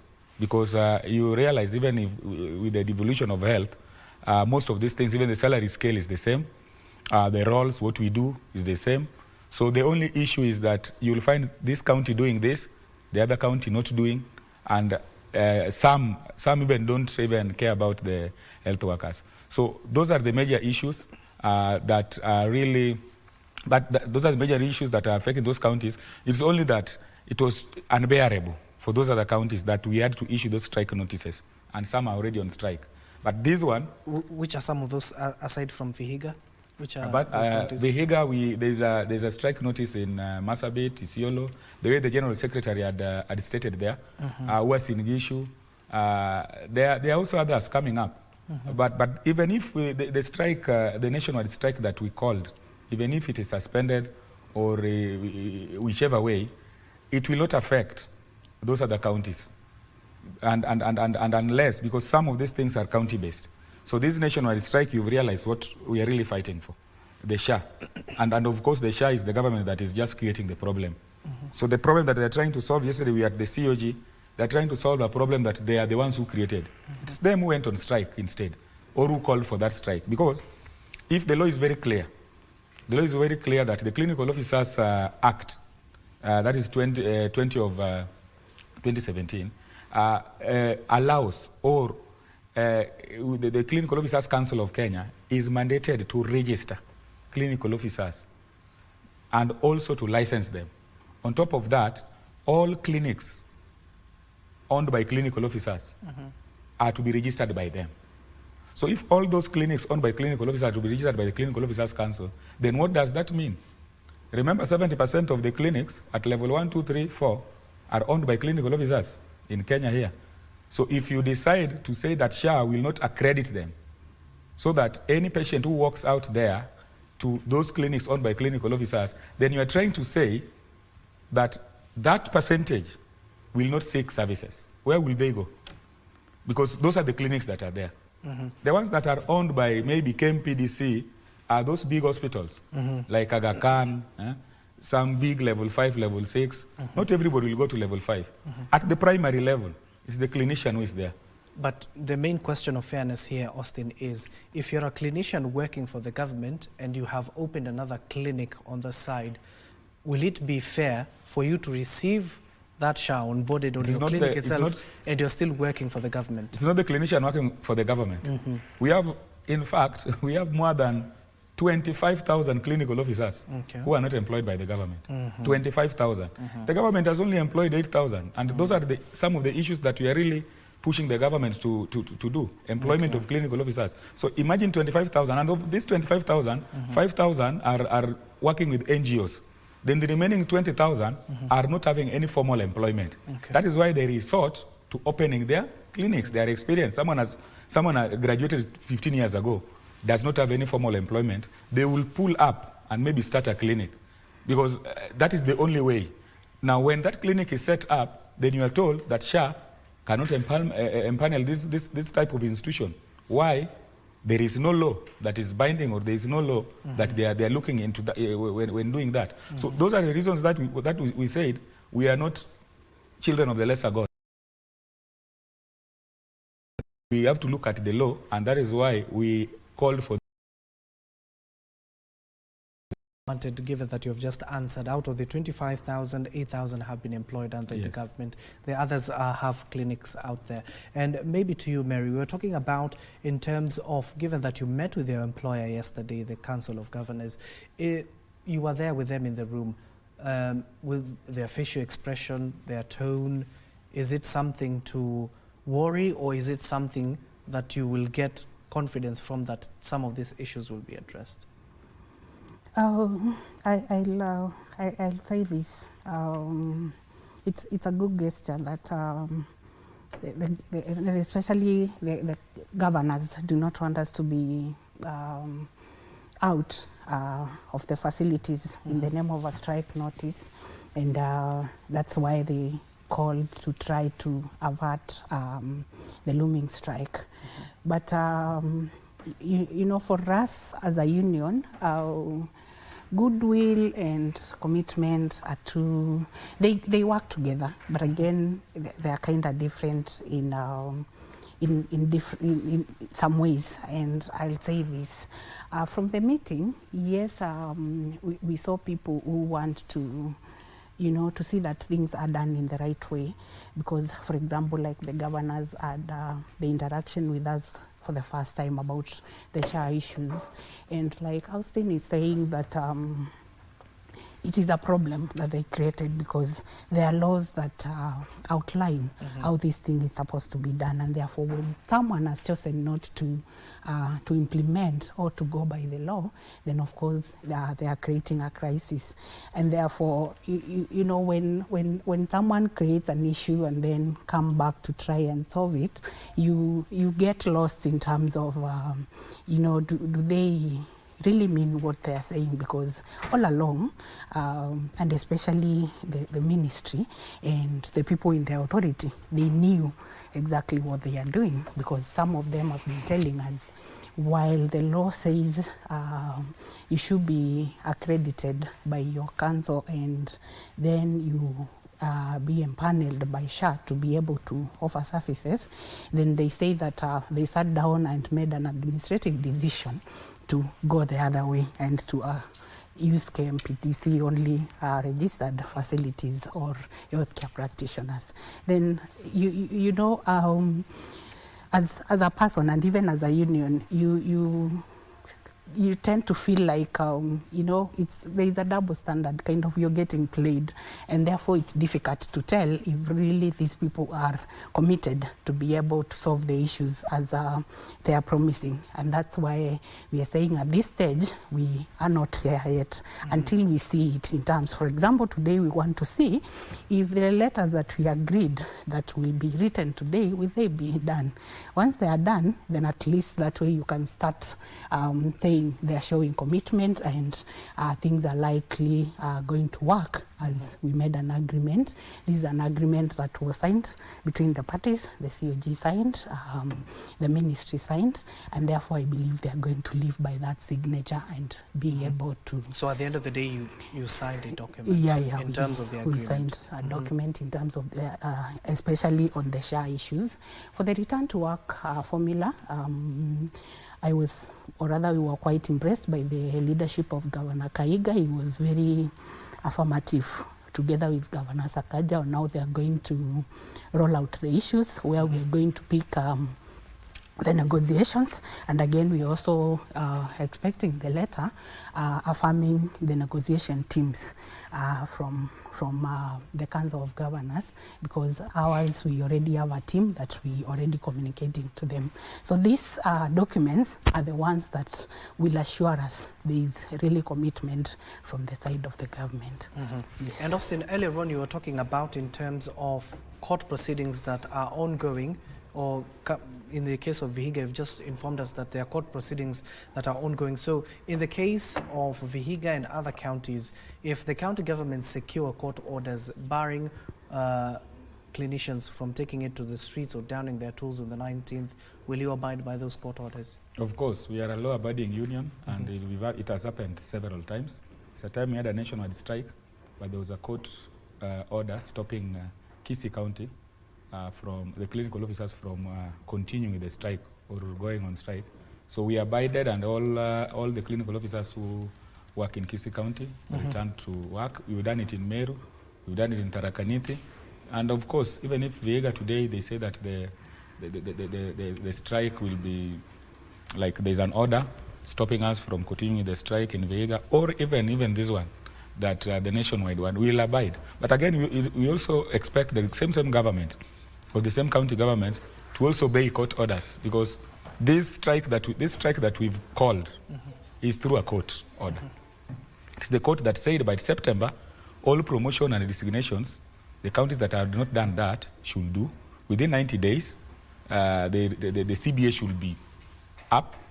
But up to now, there is nothing happening. And of course, they will start saying there are issues of money, allocation, issues of impeachment of Gachagua. There are a lot of issues. They say very many things. Issues of impeachment of Gachagua, issues of the elections of the new COG team. So court does not, unless you go back to court and get another order, that order that was given by Justice Byram Ongaya that compelled us back to work should be honored. And we believe it's not something that is hard. And that is why yesterday's meeting at the Council of Governors, they called us. We did not ask for it. There are people who called us and we went there. And we found the Ministry of Health had just done a meeting with them and over SHA. So we joined and we were briefed about what they have done, and that they agreed, the Ministry of Health agreed that they will now follow the law. Because they were not following the law. Now the Ministry of Health have agreed that now they will follow the law, and the law is the Clinical Officers Act 20 of 2017, that it will be followed to the latter. So we are waiting for that communication. And of course, we need that communication, and that's when we'll be rest assured that now things will be up and running. And we want by Friday, our clinicians who are specialists, majority of them who are specialists. Remember, I just want to tell you that more than 30, almost all the counties in Kenya, all the specialized services are also attended to by clinical officers. There is no anesthesiologist in Migori, there is no anesthesiologist in Kisii, maybe there is one in Kisumu, there is another anesthesiologist, none in Siaya. In the entire Western Kenya, when I say Western Kenya, that is Nyanza and Western, you might only find 2 anesthesiologists. If they are on leave, do you want to tell me that operations will not be taking place? There are several operations that take place. So the clinical officer anesthetist and the nurse anesthetist are the ones who are doing the huge work. And when you tell them that SHA will not recognize them, then who will be performing these operations? So it becomes very tricky. And that is why the government should act with speed. And that is the reason why you see SHA, people are complaining outside there. Yeah. Okay. And going back to Mary, given that you are there once again with your employers, you see the people who suffer at the end of the day are people like us who are in those devolved units, who, given that you clearly stated that the first person we meet when we want medical services are the clinicians down there. So what measures are going to be put in place to ensure that this is not a perennial problem? We don't want to see clinicians, nurses, doctors all the time on the streets. Thank you for that question, Abdi. And before I answer that, just to add on what Austin has mentioned, is that after our last year's strike, and after we signed the return to work formula, it's that it was registered in court, and therefore it's like an order. And first is to say that the government is in contempt before even they think of going to court immediately. We go on strike. So it needs to be clear that they are already in contempt.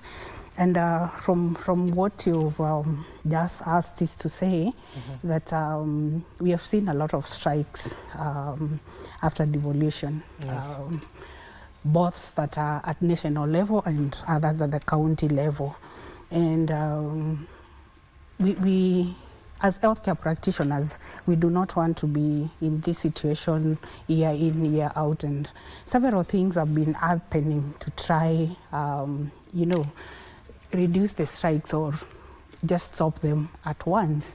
And I'll start by saying, for example, in 2022, the health unions came together at a convention that was trying to look at what the issues the issues that are causing healthcare workers to really be on strike.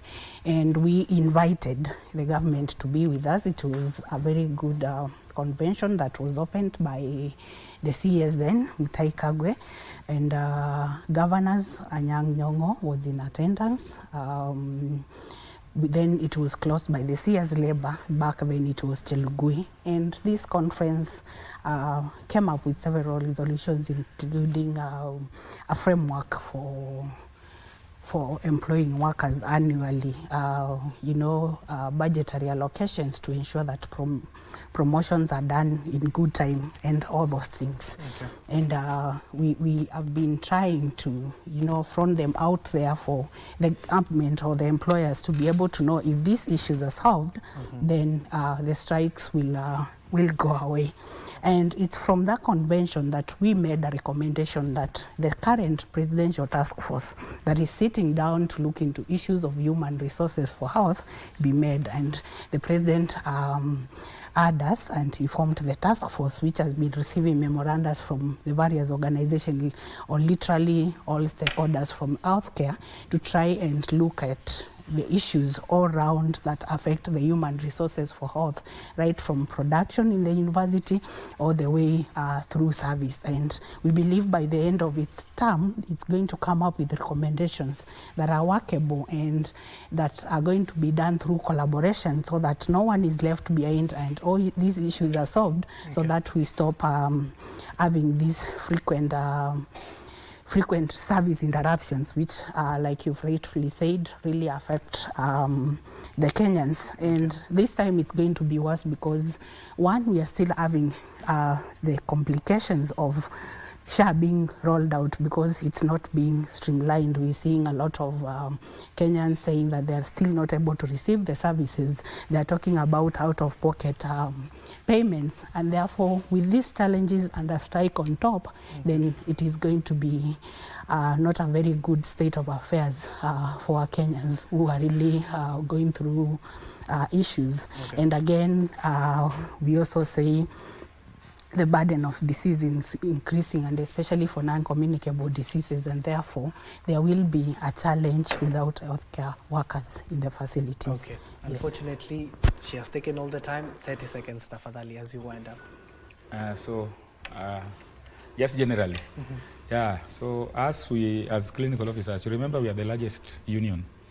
The largest union, with the way we profile ourselves, activities, and we are known because clinical officers are not only found here in Kenya.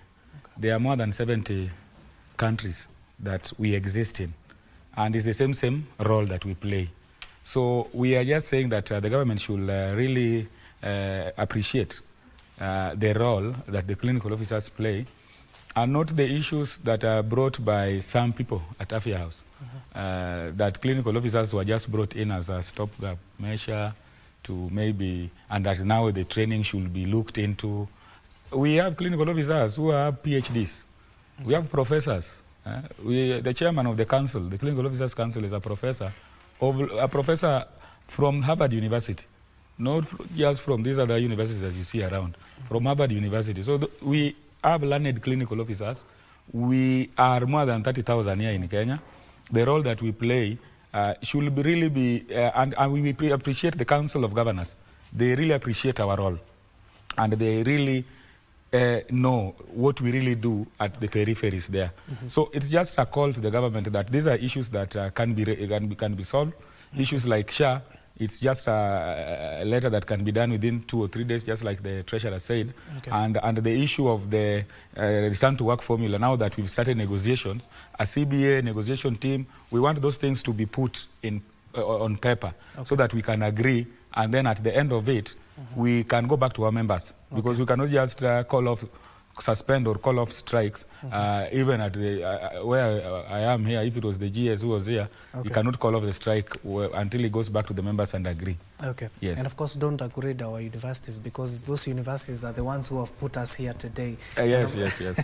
Of course, that is Austin Oduor, Deputy Secretary General of KUKO. Thank you for making time for us. Mary Boniface as well. Thank you for making time. She is the Treasurer of KUKO. That concludes our conversation. But coming up is my colleague Khalid Abdullahi on Kurunzi Mashinani.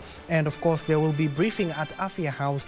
The Cabinet Secretary for Health, that is Dr. Deborah Mlongo Baraza, has invited members of the Fourth Estate to address on the current status of the healthcare in the country. This briefing will provide updates on key healthcare initiatives and developments in line with the government's health agenda. And I'm sure the members of the Fourth Estate will be inquiring about some of the issues that are being faced within the various unions, not just the Kenya Union of Clinical Officers, but also the Kenya National of Union Nurses. My name is Abdiaziz Hashim, the sign language interpreter. At the bottom end of the screen is Lensa Odingo. Don't go too far. Khalid Abdullahi is up next with Kurunzi Mashinani.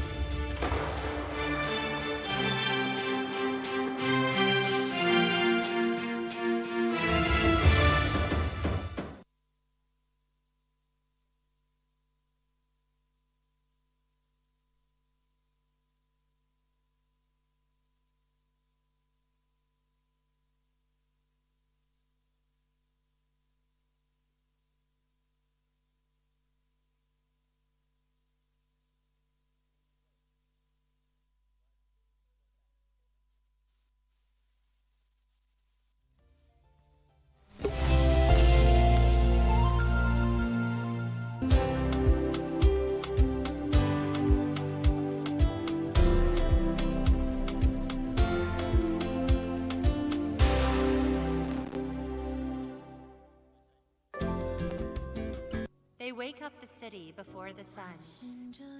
They sent the stars away for us. Your husband seems to be worried. Do you want to take that call? On how to be responsible as a man. You should respect girls and not take advantage of them. If they aren't willing, you can't force them.